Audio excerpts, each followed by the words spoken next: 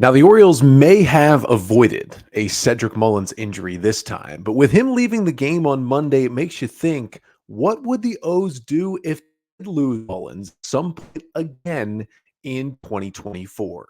Going to try to answer that question coming up on this episode of the Locked On Orioles podcast. You are Locked On Orioles, your daily Baltimore Orioles podcast. Part of the Locked On Podcast Network, your team every day.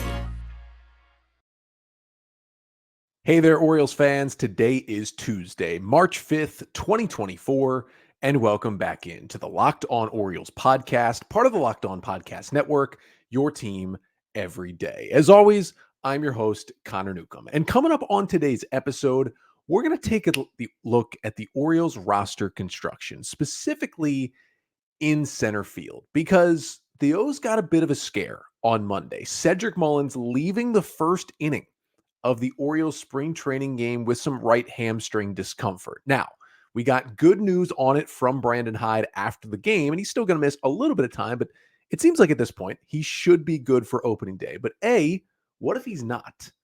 And B, he missed a lot of time last year. What if it happens again? Because it started to become clear Mullins might have a little bit of an injury issue. So we'll break down, what do the O's do in center field this season if for any stretch of time they do not have Cedric Mullins?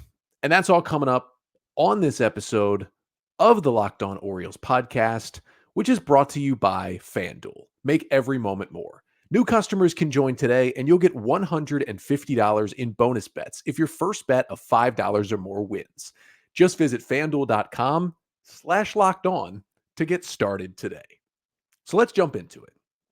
I, at one point on Monday, thought that this was going to be a much more somber episode. Cedric Mullins playing in the Orioles spring training game on Monday. He leaves the game, reaches base, gets to second in the first inning, takes a lead off, and then calls for the trainers and leaves the game. Now, he left under his own power, and he did leave the stadium. And in about the third or fourth inning, it was called right hamstring discomfort that Mullins had left the game with. And immediately, the first reaction was negative because although his issue last year was like an abductor and groin issue, it was on the right side. It was that right groin last season, and it was in an area of the upper leg. Now, the groin and the hamstring, those are different muscles that you use and different tendons in your body. However, it's kind of the same area of the body for a guy who relies on his speed for a lot of things in his game. And he missed two different stints last year, two separate IL stints with that groin injury. And even when he did come back for the last, month and a half of the year, when he was quote unquote healthy, he did not produce. And Mullins has said this offseason that it took him till the offseason to realize he still was not 100% when he came back. And it was affecting him big time, especially at the plate. So it makes you wonder when he gets, even it's a bump and bruise, that's similar to an injury that came up multiple times last year. Remember, he first happened to him right at the end of May. He missed about a month, came back, and maybe came back too soon because he re-injured it and then missed more time. And Brandon Hyde did speak to the media right after Monday's game, which the Orioles took their second loss of spring training with a loss to the Twins 7-2. But he did say, which was good, that Brandon Hyde is not too concerned. He said they're not even going to try and do an MRI right now, which is great. I mean, there's even a lot of times where you do an MRI just to be safe. It comes out clean and you're good. They're so confident that they're not even going to do one, at least at this point. And he said Mullins is considered day-to-day. Now, do I think Mullins will play today on Tuesday against the Phillies? Absolutely not. But it seems like maybe he takes a couple of days off and maybe this weekend or next week he's back into spring training games. And the way they're talking is, yeah, this won't affect Mullins for being ready for opening day. Because, again, we still got a good amount of time until March 28th when the season kicks off. But it still makes you wonder, this could be something that nags him. Maybe he gets back into spring training games later this week and something else pops up, or maybe this is just some sort of continuation of that upper right leg that is maybe going to bother him. You never know. But it's always good to still talk about, hey, this is a guy who sustained multiple injuries last year. Now he's got another little bump and bruise in a similar spot here in spring training. And even if he's going to be good for opening day, it's good to consider, okay, what if he's not? And B, what if he does miss time at any point this year? Like, what will the Orioles do? Because the plan last year was we need to go out and get someone. Now, the Orioles probably would have gone to Colton Cowser last year, except for Cowser was also on the injured list in AAA Norfolk when Mullins got injured. And Ryan McKenna was certainly not playing to a level where you could insert him into center field most days. So the Orioles went and got some help, and Aaron Hicks had just been DFA'd and released by the Yankees. O's brought him in, and Hicks was huge for the last 4 months of the season for the Orioles. He was a big-time part of that lineup, but Hicks is gone. And even without this Mullins news, I had been saying for a lot of the offseason, I think the Orioles should bring Aaron Hicks back. And there was reporting that the O's were interested in Hicks, but he ultimately chose a one-year deal with the Angels, probably because he saw a little bit more of a path to regular playing time. And he grew up in California, so much closer to home, probably near the end of Hicks's career to play with the Angels here.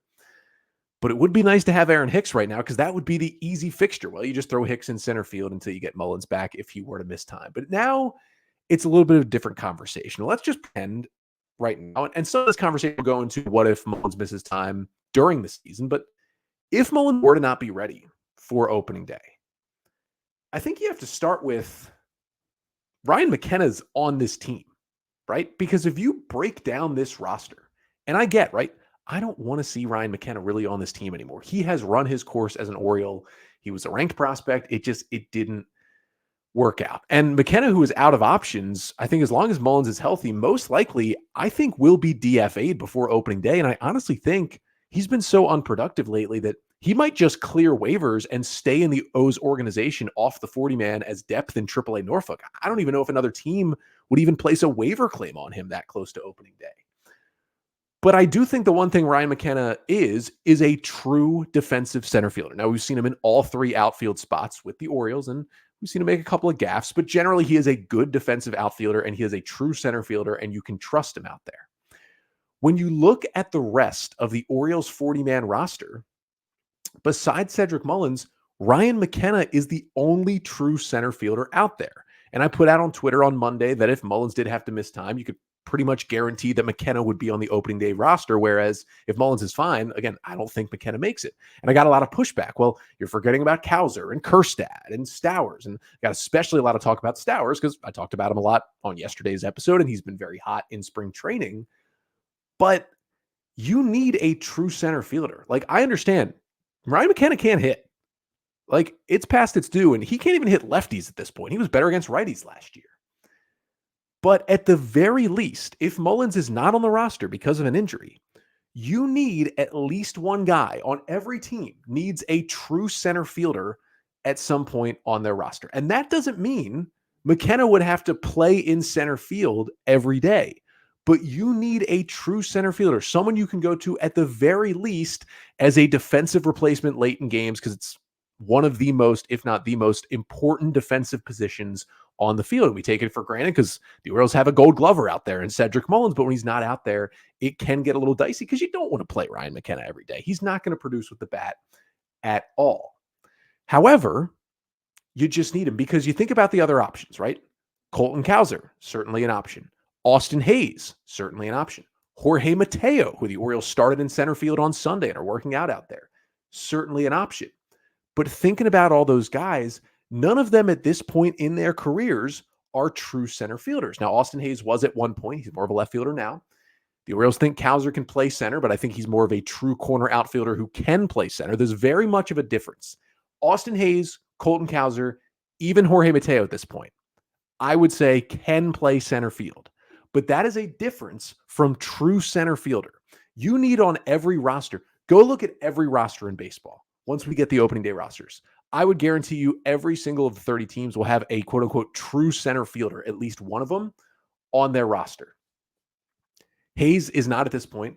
Mateo is not. He's a true shortstop who's trying center field. And Cowser, again, I know the Orioles believe somewhat in the defense. I don't see him as a true center fielder. I see him as a really good corner outfielder who can play center if you need him to. You still need that fallback option of McKenna if you need to make a change or you need a defensive replacement or those other guys aren't cutting it. You need a real center fielder on that roster. And Ryan McKenna, despite all his flaws, is a true center fielder. And I wanted to look at what the Orioles did last year when not only they didn't have Mullins, but they also didn't have Aaron Hicks, because Hicks also had two very short stints on the injured list down the stretch last year with the Orioles. And there was that one long-ish stint. It was almost a month from July 25th to August 11th. So not quite a month, but we're talking like 3 weeks about when the Orioles did not have Mullins or Hicks. They were both on the injured list at the same time. It was 15 games total that they were missing the both of them. And I wanted to look at, okay, what did the Orioles do here?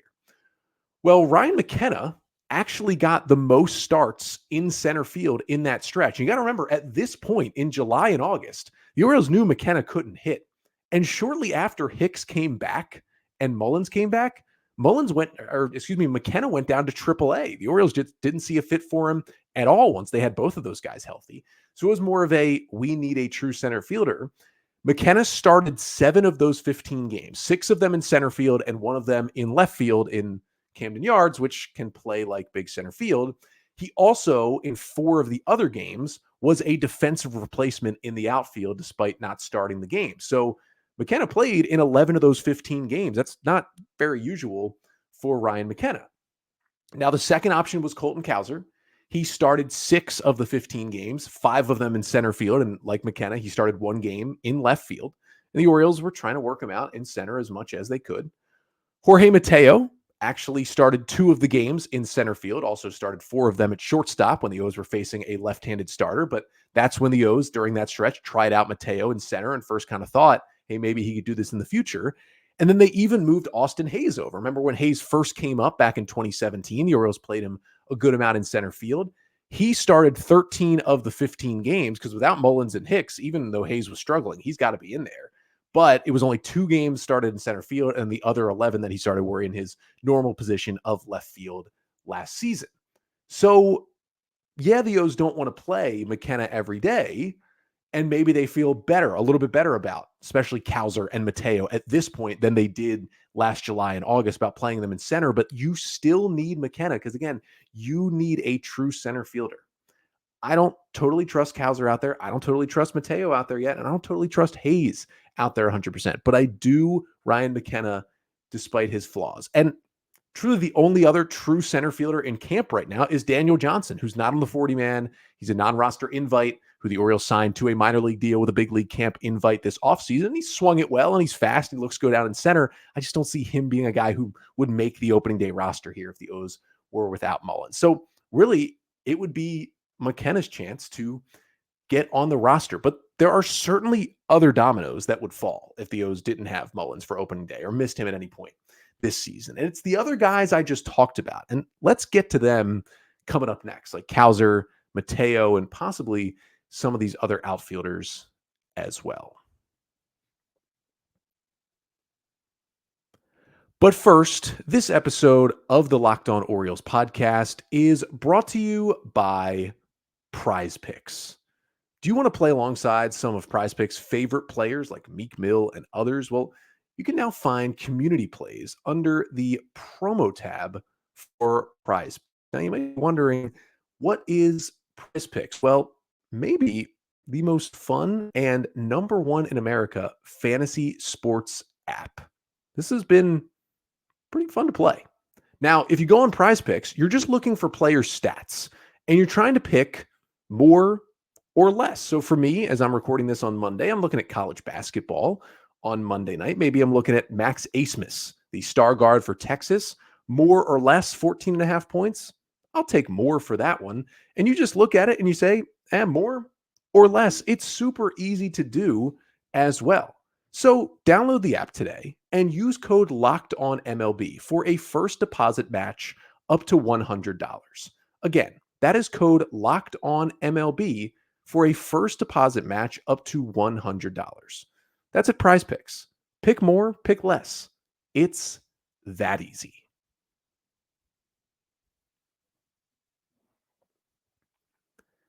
So with Cedric Mullins suffering a little bit of an injury on Monday, although it looks like he should be eventually fine for the Orioles by opening day, it was good to think about, like, what would the O's do this year if they did not have Mullins on that opening day roster? And Ryan McKenna, I think, is the number 1 guy who, again, I don't think they'd play him every day, not even close, but they'd have him out there as an option. I don't even think he would start that much at all. Maybe a couple times here and there, he'd just be there to come in the game when the O's needed him defensively in any of the outfield spots, but most likely in center field, because without Mullins, he would be the only true defensive center fielder on the roster.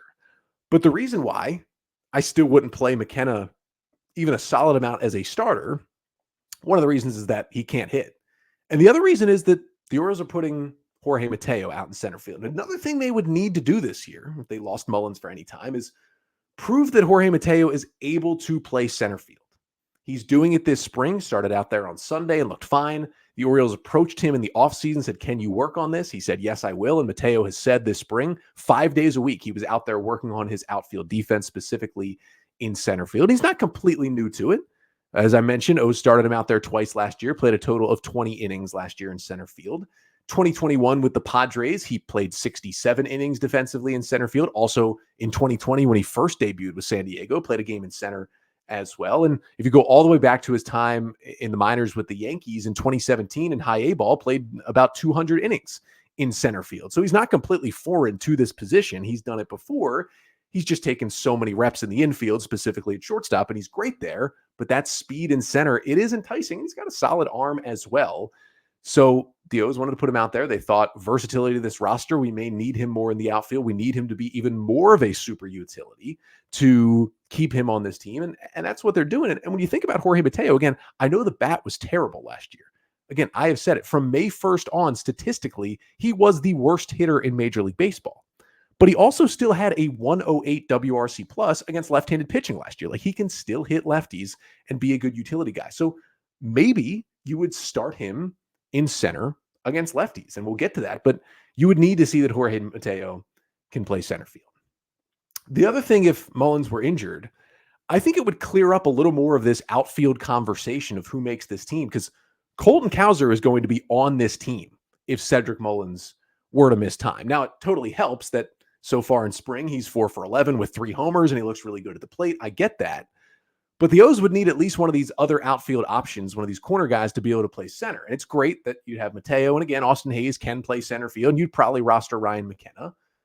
But out of all those guys with the bat, the highest upside would be anyone else. And if you threw Colton Cowser in the mix, he'd have a higher upside with the bat than McKenna, than Mateo, or even than Austin Hayes, I think, at this point, in terms of what he can get to eventually as a hitter. And Cowser, as I mentioned, he started 5 games in center during that time that Hicks and Mullins were out last year, and played 82 innings in center for the Orioles last season.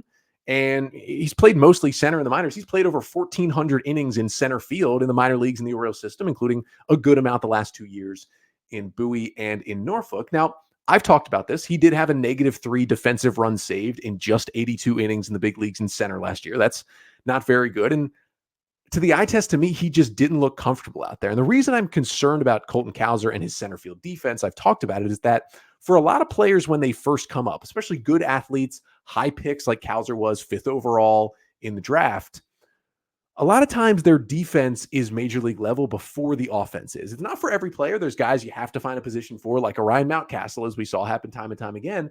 But a lot of these more athletic guys, they've found their position. The defense is ready. Maybe the bat's falling behind a little bit. And for Cowser, the bat was there in the minors, but we know he did struggle severely in that first taste as a big league hitter last year. And the glove kind of struggled too. He just didn't get good reads. He didn't look comfortable out there. And there's been some times in AAA where he's looked much better. Don't get me wrong. But from the eye test so far, and it's still a small sample size, you can usually extrapolate out from somebody's early time as a defender in the big leagues. You can't do it as much with a hitter because guys will develop. And I don't think what Cowser looked like as a hitter is what he'll be long-term. But as a defender, just because I feel like that develops earlier for a lot of guys, it's a little concerning. I just didn't feel like he looked comfortable out there at all. And the Orioles trust him, at least somewhat, to play center field. Now, they didn't trust him enough to put him in there every day when Hicks and Mullins were out last year, but it could have been also because the bat was struggling so much. The eye test doesn't do it for me, but the Orioles think he can play out there at least some. And that tells me if they were without Mullins, he would be on this team. And plus, when he was in left field last year, even at Camden Yards, which is so much bigger and like a second center field, I thought he looked much more comfortable out there. He's got a heck of an arm, 92nd percentile according to StatCast, his arm strength in the outfield, which is great, throughout a couple of runners last year. And it would even be good if you're saying, okay, we'll have to play, Mateo or Hayes in center field sometimes. It'd be really nice to then also have Cowser in left field, because maybe one way to get around this, if you were without Mullins, is instead of playing McKenna out there a lot, if you put one of these guys in center field, it would be nice to have the other one in left field. So yeah, you don't have these two amazing center fielders. You only have one amazing center fielder, but you have two good left fielders patrolling that area. And I don't think it would be a bad thing if you put Hayes in center and Cowser, who looked really good in left, out there in left field to kind of support each other. I don't think that would be a terrible, terrible alignment because I really do trust Cowser in left field. And that's the thing here. Like, he would have quite the opening to get onto this roster. And maybe, with Mullins healthy, he still could get one of those outfield spots. Like, it seems like there's at least one and maybe two outfield spots up for grabs, even with Mullins out there. One of them could be Colton Cowser's. But if you were without Mullins, I think no doubt about it. Ryan McKenna, Colton Cowser are on this team. Jorge Mateo is on this team. And they're kind of cycling those guys through in center field. But there's kind of one more question to get to here if Mullins were to miss some time. And it's that, what would happen to the rest of the roster? So you're taking Mateo, you're taking McKenna, and you're taking Cowser, and you don't have Mullins. Somebody else might be getting left out here. And who would that be on the opening day roster if it came to this? We'll get to that to finish off the pod coming up next. But first, this episode of the Locked On Orioles podcast is also brought to you by FanDuel. You can get buckets with your first bet on FanDuel, America's #1 sportsbook. Because right now, new customers get $150 in bonus bets with any winning $5 bet. That's $150 just if your bet wins. So bet on all your favorite NBA players and teams with quick bets, live same-game parlays, exclusive props, and more. Just visit FanDuel.com/lockedon and shoot your shot at FanDuel, official sportsbook partner of the NBA.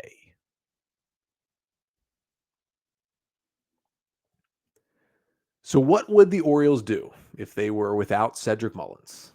It would not be great. They dealt with it last year. They were without Mullins and Hicks at one point, but he did leave the game Monday with some right hamstring discomfort. Now, Brandon Hyde saying all is fine. He should be day-to-day, and that tells you, opening day, he'll be good. But this is now, last year had so much trouble with that right groin. Now with the hamstring, it's something to start thinking about with Cedric Mullins. So if he weren't there for opening day, I talked about how the only other guy on the 40-man who's a true center fielder is Ryan McKenna. And I just think the O's know him so well, he would make the roster. And then if it was, maybe it was a couple of weeks, right? You're without Mullins a couple of weeks to begin the year.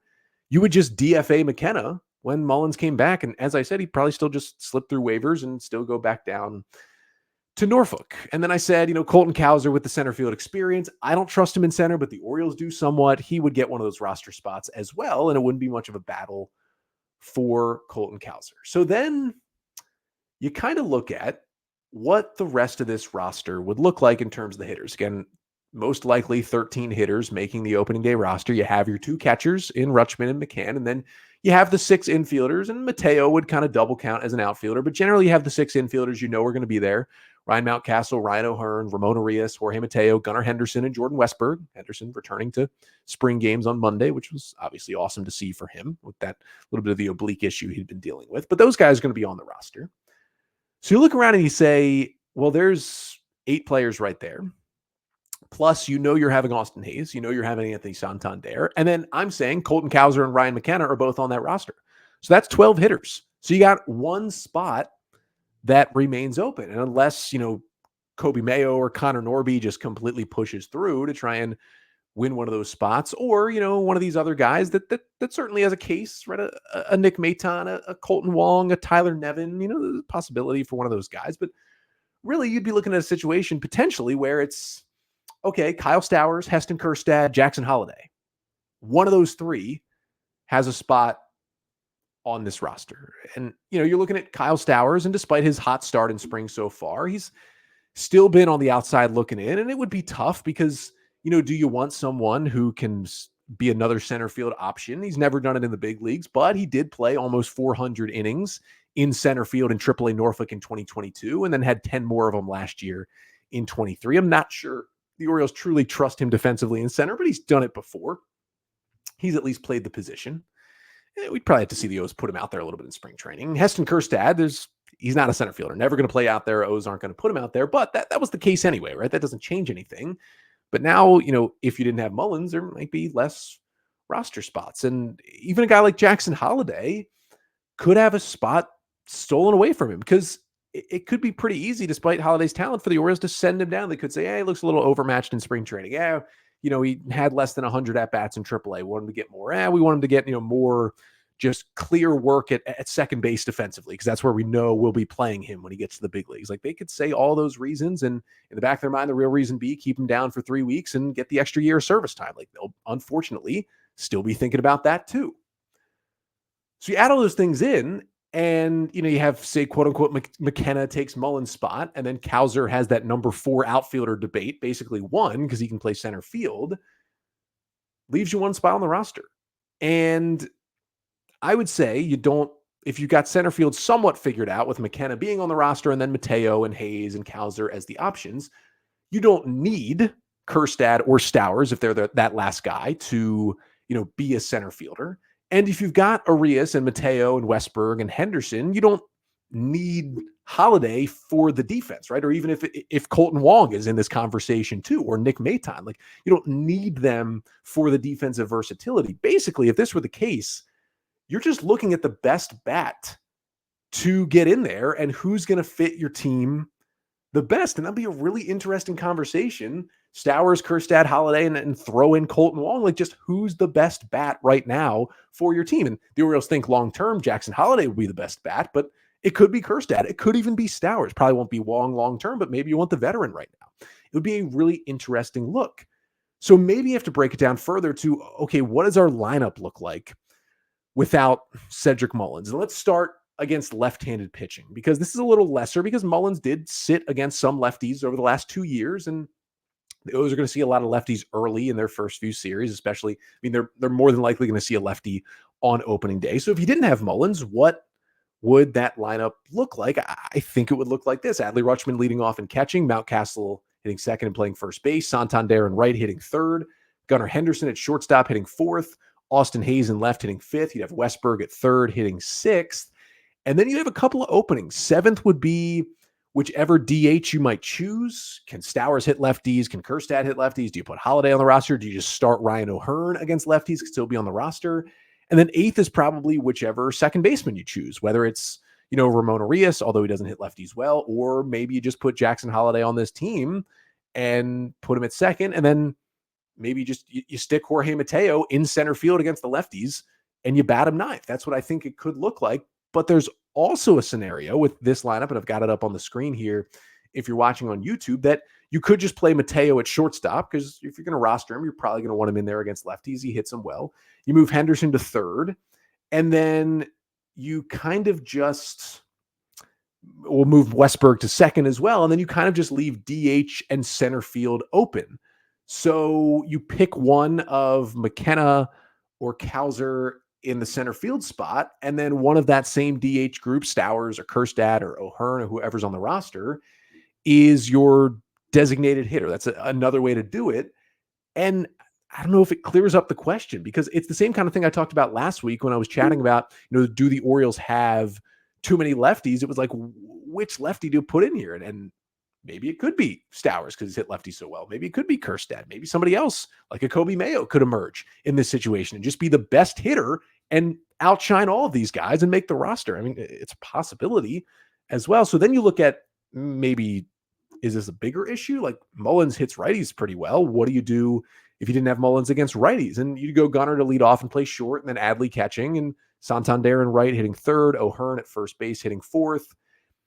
And then you kind of think about it, like, do you still play Hayes in left field, and then maybe you put Cowser in center field, and then you still have Westberg at second if you're not rostering Holliday, and then maybe it's whichever DH you choose is also in the lineup. So maybe it's Holliday, maybe it's Kjerstad, maybe it's Stowers, or do you just continue to DH Ryan Mountcastle even against righties and get him in there, and then Ramon Arias plays third base and bats ninth? There's a lot of combinations that the Orioles can go with. And I think the thing here to wrap it all up is that, the Orioles, it looks like, will still have Mullins on opening day, but they could miss him at some point this year. And I saw a lot of points about they have all this depth. Like, this is what it's for if a guy like Mullins goes down, and I get that. But I worry about the defense. I don't worry about the offense, right? If you can put a Cowser, a Kjerstad, a Stowers, whomever, maybe they can hold things up and still be okay. But one of these guys would have to emerge. And just like I said, hey, one of these young left-handed hitters is going to have to emerge to be able to hit lefties. And so far, Cowser and Stowers are doing it in spring training. Somebody else would have to emerge, because I don't want to put Ryan McKenna on this roster. I do not at all. So whether it's Mateo, whether it's Cowser, whether it's even Austin Hayes, somebody has to step up and say, I can hit enough and I can play center field. And if the O's were to lose Mullins, well, not having Hicks here, whoever says I can play center field would get a lion's share of the playing time. And again, I understand, kind of hypothetical this whole episode, because he might not miss time, but it feels more than likely with these things popping up the last 2 years, Mullins might be out for a little bit. And you're not going to have that Aaron Hicks bounce back. And if all goes well, if Mullins makes the opening day roster, you don't have Ryan McKenna. I mean, maybe he's in AAA, but you don't want to call him up as a true option. So to me, one of Cowser or Mateo's just got to say, this is my position now, and hit enough to stay there. Maybe, with all that said, even if Mullins is healthy, maybe this does give the edge to Colton Cowser to make the team as that fourth outfielder, because the Orioles may be a little worried about keeping Mullins off his feet, knowing Cowser can play center field, and knowing we want to get him some innings more in center field in the big leagues when we get him out there.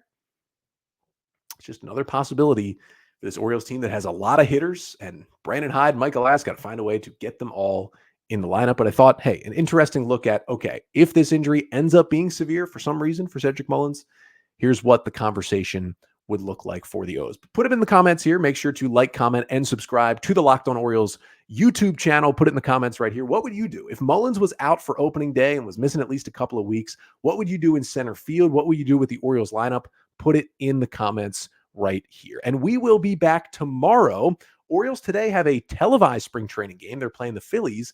The Phillies are televising it on their television network. And also we have the StatCast data. So we got the double whammy, the StatCast, the televised, which means I'm going to break everything down that we see, that we look at from Tuesday's game coming up on tomorrow's episode. Also going to talk about Gunnar Henderson returning to the field for the O's, a couple of updates on other guys like Kyle Bradish, and we'll talk a little bit about the giveaway we're going to do. Since thank you all so much for getting me over 6,000 YouTube subscribers. Remember, got to be subscribed to be entered in the giveaway, so make sure you do that on the YouTube page, and I'll be back tomorrow. But until then, I'm Connor Newcomb, and this has been the Locked On Orioles podcast, part of the Locked On Podcast Network. Your team every day.